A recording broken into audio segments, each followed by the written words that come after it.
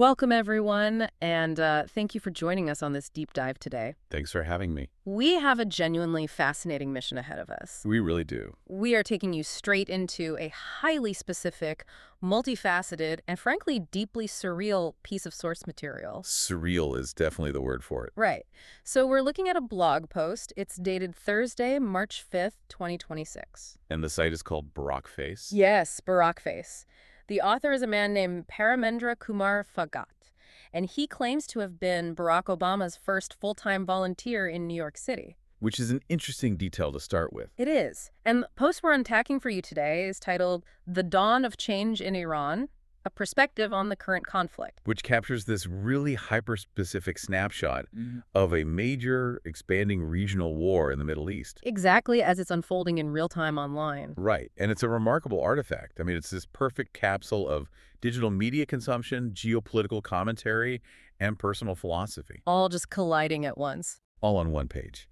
But before we dive into all that, we need to give a quick heads up to everyone listening. Yes, absolutely. The source material we're analyzing today contains some incredibly intense politically charged opinions. Very intense. The author uses strict moral framing. They literally use the words good versus evil. Right. And they make highly decisive, absolute claims about an ongoing massive war. So, just as a reminder to you, our listener, our job today is not to take sides. Not at all. We are not endorsing any of the political viewpoints presented in this blog, Yep. nor are we validating any of the military claims or the casualty reports the author brings up. Exactly. Our goal is strictly analytical. We're just acting as your guides to unpack the psychology, the underlying theories, and the really highly curated media diet presented in this specific source text. Because it's a fascinating window into how one specific highly active mind processes global conflict in the year 2026. And what a mind it is. I mean, the surreal nature of this source is completely off the charts. It really is. You have this intense, confident geopolitical manifesto about the Iranian regime collapsing. Right.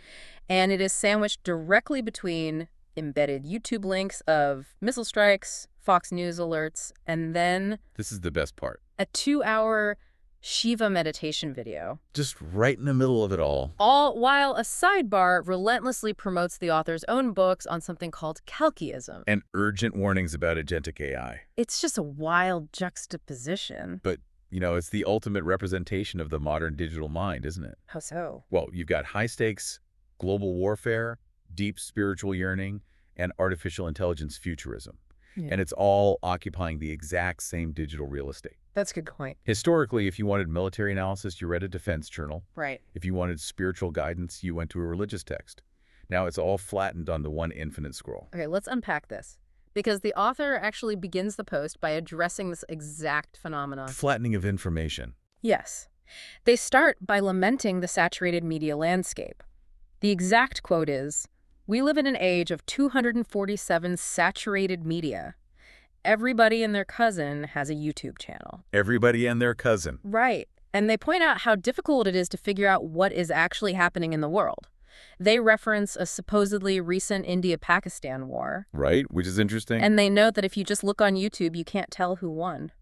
That is a really fascinating premise to start with, because the author is explicitly acknowledging the fog of war in the digital age. But they're kind of redefining it, right? Exactly.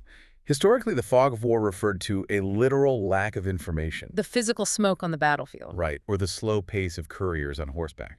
It made it impossible for a commander to know what was happening on the other side of the ridge. So true. But today, as the author rightly points out, the fog is created by the exact opposite problem. Too much information. Too much. When everybody and their cousin has a YouTube channel, you aren't starving for information. You are drowning in it. Yeah, you're hit with conflicting footage, state-sponsored propaganda, armchair analysis, Out-of-context video clips. all algorithmically pushed to you simultaneously. Sounds overwhelming. But I was looking at that opening paragraph about how confusing YouTube is, and then in the very next breath, the author sounds incredibly certain about Iran. They do. Am I misreading this, or is there a massive contradiction right at the start of the post? Oh, there absolutely is. Because they use this India-Pakistan example, claiming that despite the YouTube confusion, India's win was actually decisive. Right. To basically build their own authority. They're saying The media is confusing, but I can see through the noise. You're not misreading it at all. It's a massive cognitive leap. Yeah. They undercut their entire opening premise within 2 paragraphs. It's wild. They transition from "it's impossible to tell what's happening because of media saturation" to delivering a definitive God's-eye view of the conflict in Iran. They literally write, yes, Iran has struck, but the damage is pretty one-sided. There's absolutely no room for doubt in their assessment. But is it really a fog of war, or is it just confirmation bias? That's the question. Because it seems like the author isn't confused at all. They are just cherry-picking the specific narrative that proves their point. Which is very human. It really makes you think about how we all navigate our own news feeds. We know the information space is polluted, yet we desperately crave a decisive narrative. We want someone to just tell us what's happening. Exactly. Yeah. Here is who is winning, and here is when it will end. It feels like the author is experiencing that same bombardment of data, but they've chosen to adopt total certainty as a coping mechanism. What's fascinating here is the specific language the author uses to construct that certainty. Especially regarding the asymmetric military reality they perceive. Yes. They aren't just saying one side is winning. They're framing this as the rapid systemic dismantling of a regional power. They specifically say it's not a two-party or three-party war. Noting that Iran has struck neighbors who aren't even parties to the conflict. But according to this source, the fight is effectively already over. They describe a state of total military asymmetry. And the claims they make about the military situation are just staggering in their finality. They really are. They say the U.S.-Israel firepower is overwhelming and decisive. They claim Iran's capacity to close oil supplies is actively ending. And then the wildest part. Yeah, they casually state, looks like the Iranian Navy is no more. The Air Force is no more. Just wiped off the board. Completely erased. And we have to contrast that absolute sterile certainty in the text with the actual media environment the author themselves has embedded into the blog post. It's such a sharp contrast. If you look at the YouTube videos they curated to support their narrative, it paints a picture of chaotic, multi-front escalation, not a tidy, one-sided victory. You have Fox News with a headline screaming that Iran's missile stocks are decimated. Which obviously supports the author's view. But right next to it, you have CBS News reporting on day 6 as attacks expand and the death toll grows. And then you have CNN News 18 reporting, Iran launches Khorramshahr 4 with 1-ton warhead at Tel Aviv. So wait, in the author's text, Iran has no military left and the action is winding down. But in the author's own video links, Iran is launching massive ballistic missiles at major cities. And the death toll is climbing. The cognitive dissonance is incredibly loud. It's deafening. How does the author reconcile those two realities on the exact same page? They reconcile it through the lens of inevitability. It highlights how people consume news to validate their pre-existing frameworks. Ah, I see. The author sees the Fox News decimated headline and uses it as the foundational truth. When they see the CNN report of a 1-ton warhead, they don't view it as a sign of an expanding, unpredictable war. They view it as a desperate gasp. Exactly. The last desperate gasp of a defeated enemy. The author even gives a timeline, predicting that the kinetic action will taper down in a few weeks. Want to pause on that phrase, kinetic action. It's a very specific choice of words. It's such sterile military jargon. Why use that phrase instead of just saying the bombing or the war? Because kinetic action is a sanitized, almost clinical way of describing massive violence. It strips away the human element. Completely, which is exactly what the death toll grows video headline thrusts back into the picture. Right. But from a geopolitical standpoint, the author's confident prediction of this kinetic action ending in a few weeks raises a massive question, and they don't really fully address it. What's that? If a regional power like Iran, a massive country with deep proxy networks across the Middle East, has its military, its navy, its air force completely wiped out in a matter of weeks. What happens to the power vacuum in that region? Exactly. A military force depleted that rapidly doesn't just lead to a neat and tidy peace treaty where everyone shakes hands. Quite the opposite. Historically, a rapid, catastrophic collapse of a regional anchor state often leads to catastrophic, unpredictable regional instability. Like Iraq or Libya. Exactly. The collapse of the Ba'athist regime or the fall of Gaddafi. The sudden absence of a centralized monopoly on violence usually leads to neighboring powers scrambling to fund proxies. Securing borders, grabbing resources. Yes, But the author doesn't seem worried about a power vacuum at all. Because for the author, this isn't about geopolitics in the traditional Kissinger-esque sense of the word. No, it's not. It's not about power vacuums or securing shipping lanes. For them, this conflict transcends standard military analysis. Which brings us to the ideological framing of the post. Right. The author views this explicitly as a clash of absolute moralities. They literally call it a classic fight between good and evil. And we need to tread carefully here and maintain our neutrality as we unpack this. Yes, absolutely. Because the author's perspective on the Iranian regime is deeply, deeply charged. They aren't just cheerleading for one side. No, they are presenting a complex psychological and ideological framework for why the Islamic Republic operates the way it does. And why they believe its destruction is a moral imperative.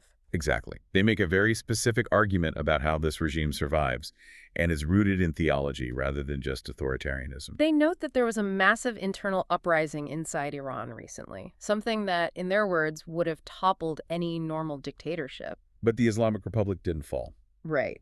And the author explains why, outlining a very specific, terrifying logic. That's a stark framework. They write that the regime equates protesting with disobedience. And if you are not obeying the regime, you are no longer considered Muslim. Therefore, in the eyes of the state, you become worthy of death. This is a crucial piece of the author's worldview. And to understand it, we really have to look at the difference between a secular autocracy and a theocracy. Okay. In a normal dictatorship, say a military junta, the dictator uses violence to maintain power out of raw self-interest. To suppress political rivals. Right. The violence is a tool. Yeah. But the author is claiming that the Iranian regime uses violence because their fundamental ideological framework mandates it. They've conflated political dissent with religious apostasy. Precisely. There's a concept in Islamic jurisprudence, particularly utilized by extremist groups and hardline theocracies, called Mador Dam. What does that translate to? Roughly, it translates to one whose blood may be shed. Wow. It's the idea that certain individuals have, through apostasy or rebellion against God's law, forfeited their right to life. And the author is suggesting that the regime applies this logic to everyday protesters. Yes. By equating a protest against the government with an act of apostasy, the state removes any moral hurdle to using lethal force. They aren't just putting down a riot. In their eyes, they are purifying the society. And that's exactly why the author feels justified in using that good versus evil framing. When you define your enemy, not just as a geopolitical opponent, but as an entity that fundamentally believes its own citizens are worthy of death for simply disagreeing with them, You completely eliminate any gray area. you do. But let me play devil's advocate for a second.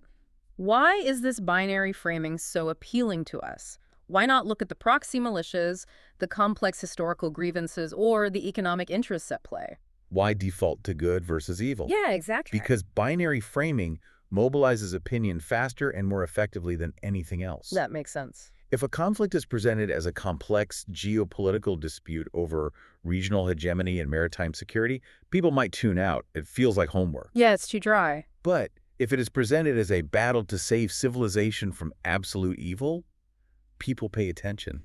It taps into our deepest narrative structures. Every fairy tale, every blockbuster movie we've ever consumed is built on this binary. It makes the world feel manageable. It really does. It makes you think about how we process conflicts in our own lives, right? When we watch the news, we are constantly drawn to narratives that offer clear heroes and villains. We want the complexity stripped away. And that desire for a clear, morally pure narrative leads directly into the author's core thesis, which they actually repeat twice in the text for absolute emphasis. Iran is not Iraq. Iran is not Afghanistan. Yes. If we connect this to the bigger picture, we have to look at what the author is proactively defending against by invoking those two specific countries. Iraq and Afghanistan. Yes, they are the defining American foreign policy experiences of the 21st century.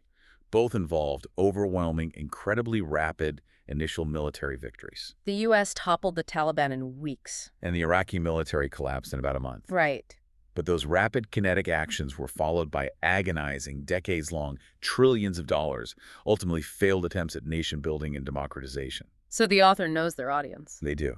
They are proactively addressing the ultimate fear of the Western reader. Are we doing this again? Are we creating another endless quagmire? Yeah, the author's answer is a resounding, definitive no.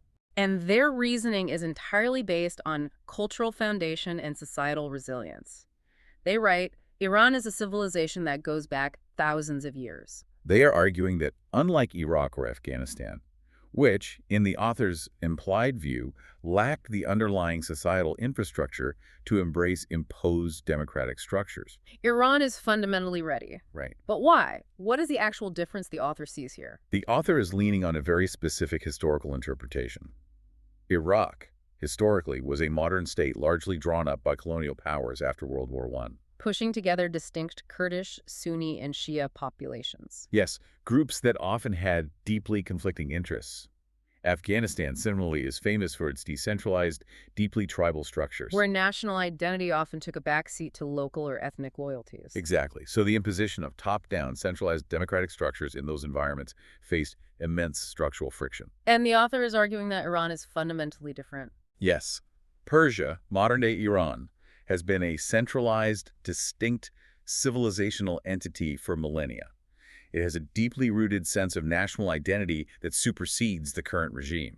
So the author believes this underlying civilizational bedrock makes it uniquely capable of transitioning to a modern democracy. Once the current ideological overlay, the theocracy, is removed. And they provide a very specific, tangible data point to back this up. The diaspora mobilization. Right. The author highlights that 2 million Iranians took to the streets globally to demand liberty and democracy. They claim this is almost a quarter of the entire Iranian diaspora. And they state quite definitively, no other diaspora has managed anything like it, perhaps ever. This is used as ironclad proof of a heightened political consciousness. It is a massive mobilization, and the author uses it as a proxy for the internal desire of the population. The logic is, if a quarter of the people who manage to leave are actively organizing for democracy, imagine what the people still inside the country want. So the author's vision for the future is incredibly optimistic. It's almost utopian. It really is. They predict that right now people are staying inside because of the bombing. But once that kinetic action stops, they won't just slowly emerge to assess the rubble. The author says the world will see a celebration of democracy and people power that will be quite a sight. It's a fascinating leap, and quite frankly, an incredibly perilous one from a historical and sociological perspective. Perilous how? Well, they admit in one sentence that the political challenges are greater than the military ones, but they brush past that immense hurdle with the assertion that Iran is Iran. Just hand-waving it away. Right. But let's look at the reality of post-war power struggles. The transition from a collapsed, deeply entrenched theocratic regime to a functioning democracy is unimaginably complex. A global diaspora protesting in London, Toronto, or Los Angeles is a powerful symbol, yes. But a diaspora does not have to rebuild shattered water infrastructure in Tehran. They don't have to manage a collapsed currency. Or reconcile a society where millions of people, the military, the bureaucrats, the police force, were deeply embedded in the previous regime's apparatus. Right. What happens to them? Do you purge them? Like the disastrous de-Baathification policy in Iraq. Or do you keep them, risking sabotage of the new democratic state?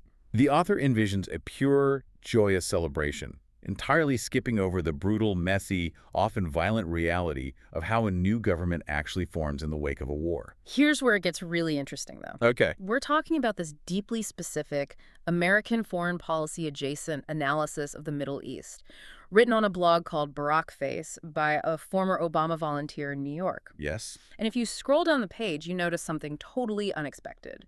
The entire blog post is duplicated exactly word for word in Hindi. That is a major detail. The headline translates to The Dawn of Change in Iran, a perspective on the current conflict. That completely reframes how we view this source and the author's intentions. It really does. This isn't just an American political blog aiming its arguments at Washington insiders or Western media consumers.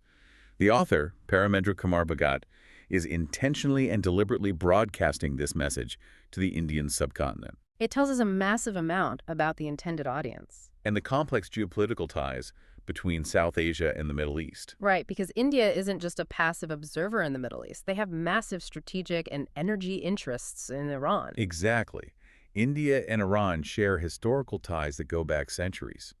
More practically, in 2026, India has heavily invested in Iranian infrastructure. Like the Chabahar port. Yes, which is vital for India's access to Central Asia, bypassing Pakistan.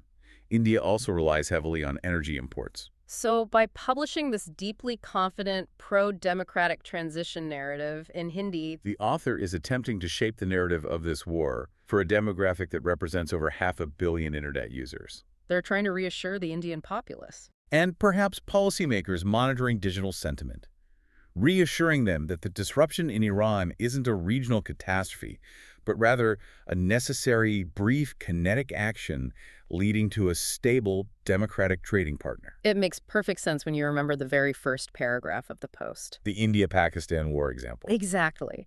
The author has one foot deeply embedded in the American political sphere. I was Barack Obama's first full-time volunteer, and one foot deeply planted in South Asian geopolitics. It's a beautifully complex dual identity. And it manifests in this incredibly curated chaos of the blog post itself. Curated chaos is the absolute perfect term for Section 5 of our deep dive. Unpacking the embedded media. We touched on the news clips earlier, but the sheer juxtaposition of these videos is where you really see the unique architecture of the author's mind at work. Let's look at the lineup of what they chose to embed. The journey. First, we have Channel 4 News featuring former Israeli Prime Minister Ehud Olmert saying Netanyahu wanted this war. Then right below it, we have Sky News reporting on Kurdish fighters preparing to cross into Iran. Then a channel called Hormuz Watch with a highly provocative video titled Mojtaba Khamenei is about to become Iran's supreme leader, and Israel has already marked him for death. It's a wall of pure geopolitical anxiety. Assassinations, widening fronts. Political finger-pointing and ethnic militias mobilizing. It is the exact definition of the terrifying, saturated media landscape the author complained about at the very beginning of the post. But then, right in the middle of this digital war zone, the author embeds their own video. Right. It's from a YouTube channel called Paramendra Kumar Bhagat, which only has 514 subscribers. And the title of this video. Reforming the IRGC, Lessons from Corporate and Imperial History. Yes. I have to stop here. The IRGC is the Islamic Revolutionary Guard Corps. How on earth does an author connect a hyper-religious, deeply entrenched military organization to corporate and imperial history? This is a massive tell regarding how the author views the world, and it requires us to understand what the IRGC actually is. Okay, lay it out for us. Most Westerners view the IRGC purely as a military or terrorist organization. But inside Iran, the IRGC is effectively a massive, sprawling conglomerate. It's an economic behemoth. They control massive swaths of the Iranian economy. Telecommunications, construction, energy pipelines, smuggling networks, and import-export businesses. So they function like a gigantic holding company. That just happens to have its own Army, Navy, and ballistic missile program. Okay, that makes the corporate restructuring angle suddenly make a lot more sense. Precisely. The author isn't just watching the war. They are already drafting the white papers for how to restructure the conquered society. Because the IRGC controls the economy. Whoever takes over Iran has to figure out what to do with these massive corporate assets. The author is viewing the potential fall of the Iranian regime through the lens of a corporate merger or a hostile takeover. Wow. They're looking at imperial history, how empires absorb conquered territories, and mapping it onto corporate history, how a parent company strips down and reorganizes an acquired competitor. We're going to come in, fire the C-suite, restructure middle management, reallocate the telecommunication assets, and spin off the ballistic missile division. Exactly. It's a wild, incredibly technocratic way to view a bloody regional war.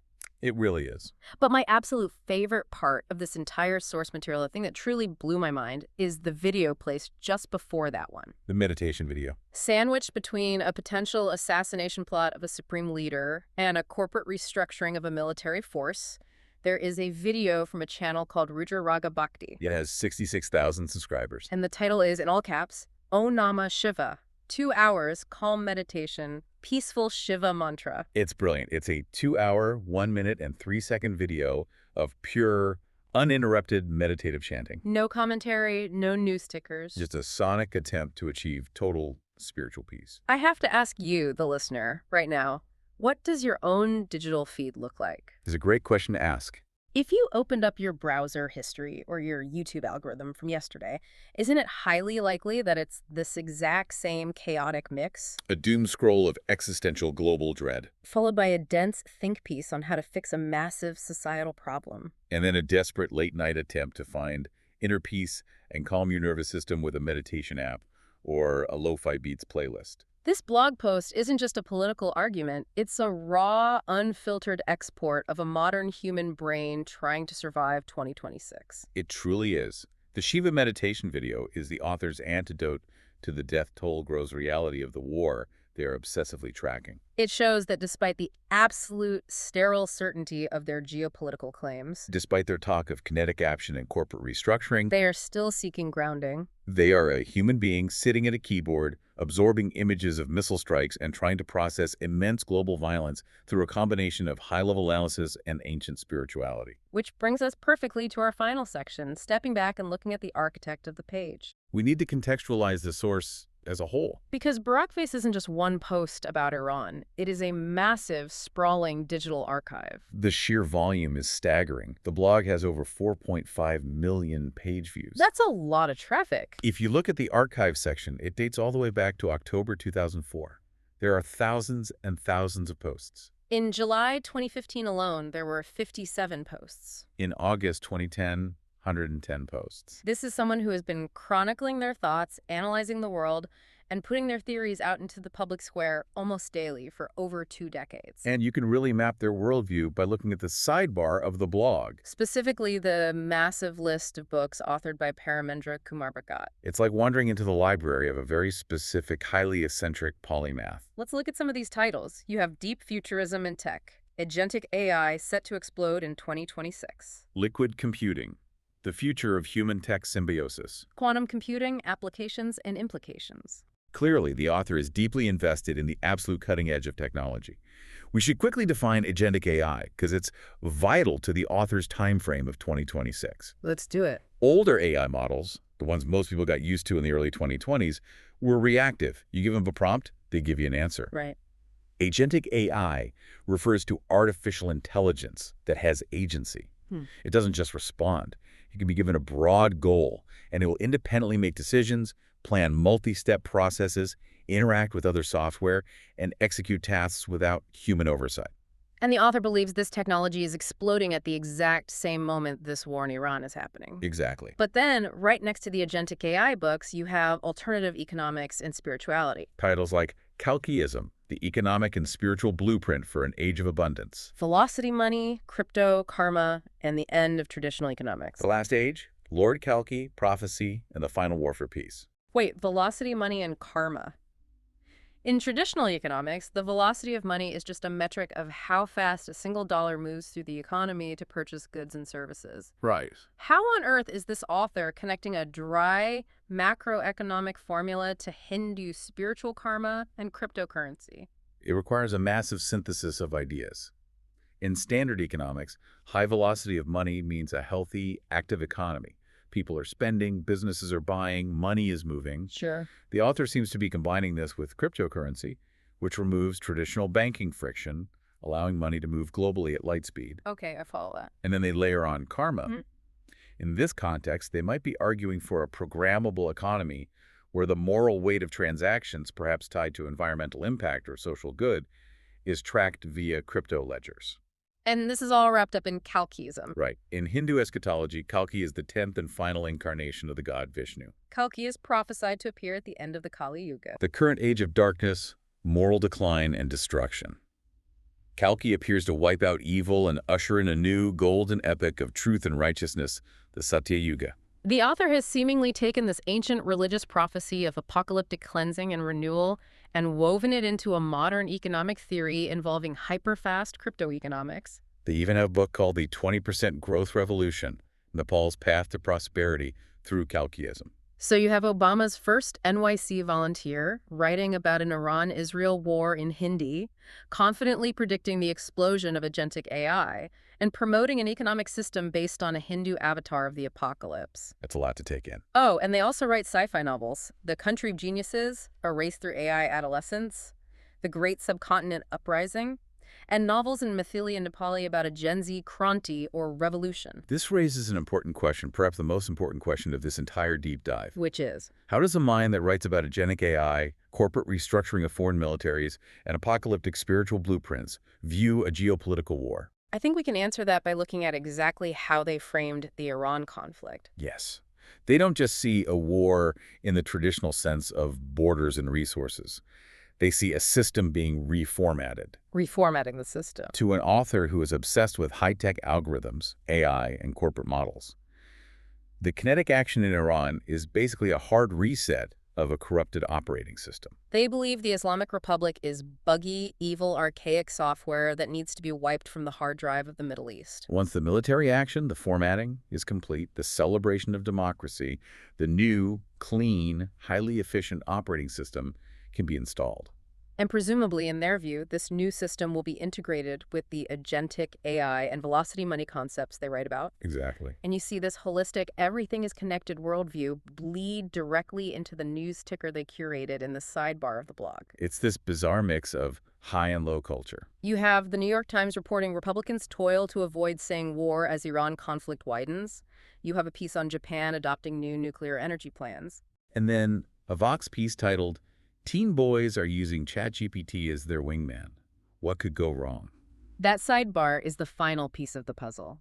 It shows that the author views all of these things, the war in the Middle East, the shifting political rhetoric in Washington, the global energy grid, and socially anxious teenagers using AI to talk to girls as interconnected threads of a single, massive global transformation happening in the year 2026. It's all part of the shift from the old age to the new age. So what does this all mean? Let's bring it all together. We started with a single blog post about the dawn of change in Iran. The author confidently predicts a swift, almost clinical military degradation of the Iranian regime. They believe the U.S. and Israel will wipe out the military capacity in a matter of weeks. Following that kinetic formatting, they predict a massive civilization-level democratic uprising. Driven by a highly organized diaspora and an internal population that is culturally primed for democracy. And they make these predictions not as a traditional military analyst sitting in a Pentagon sub-basement, but as a deeply spiritual, highly technical thinker who consumes a saturated media diet of cable news and meditation mantras. and who processes global events through a highly unique lens of corporate history and prophetic calciism. It is a profoundly unique perspective, and it gives us an incredible window into how complex, layered, and overwhelming our digital reality has become. It really does. But as we wrap up this deep dive, I want to leave you, the listener, with a final provocative thought to mull over on your own. It's something that builds on the source material we've unpacked today, but it flips the author's wildly optimistic conclusion entirely on its head. I'm curious where you're going with this.